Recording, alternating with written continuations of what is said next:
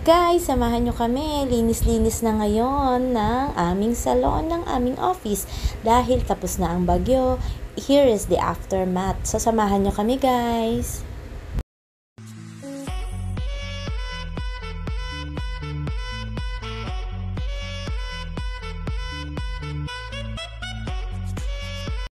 Hi guys! Welcome back to my channel. So for today's vlog, samahan nyo kami guys. So umalis na nga ang bagyo.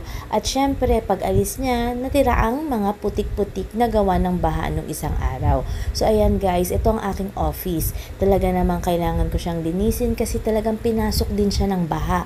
At guys, buti na lang kamo na itaas lahat ng mga papeles, ng mga documents, ng mga stub. Kundi talaga namang mahihirapan kaming i-revive lahat ng mga ito.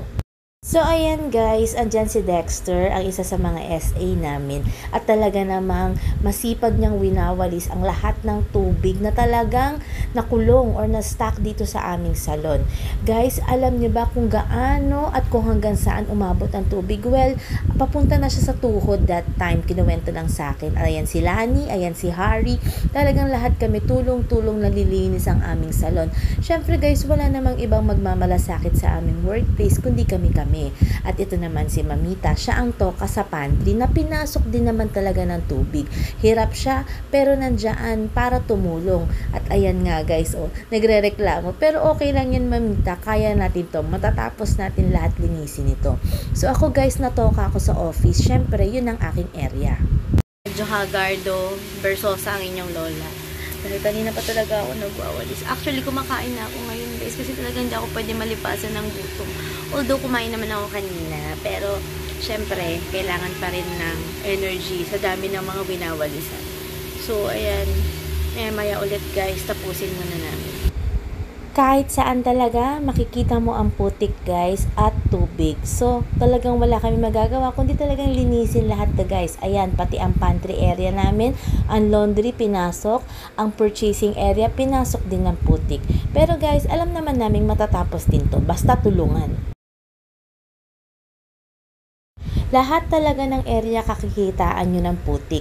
Sabi nga guys, sana tubig na lang ang napunta. Pero wala tayong magagawa guys kasi kalapit din namin ang bundok. So ayan, talaga naman nung bumaha, kasama pati mga putik.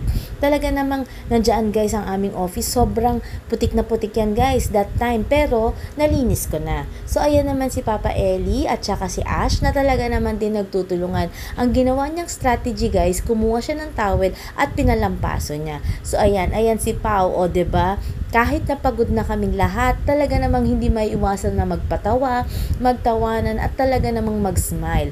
So ayan guys, talagang lahat ng area, ultimo ang aming purchasing or ang aming mga products kailangang ayusin kasi talagang inabot din siya ng tubig.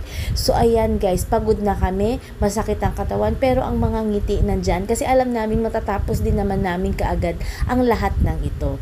So ayan, malapit na konti na lang kasi ayan nawala na yung mga putik. Pero guys, syempre sinabihan din kami na kailangan namin mag-ingat para hindi kami madapuan ng leptospirosis. Honestly guys, meron mga ibang daga dyan na lumutang or nalunod. Pero nalinis naman na lahat. At kakatapos nga nito guys, talaga namang maliligo kami or maglilinis ng aming mga katawan kasi sobrang ang dumi-dumi namin at pawis na pawis kami that time. So ayan guys, konti na lang, patapos na. Hindi namin ma-imagine na matatapos namin ito.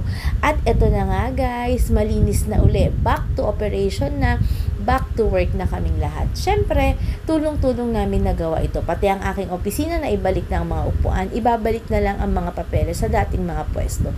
So ayan, retouch na kami. Si Ate Annabel, si Kuya Ramil, at ang iba pang staff talagang nagtulong-tulong. Don't forget to subscribe!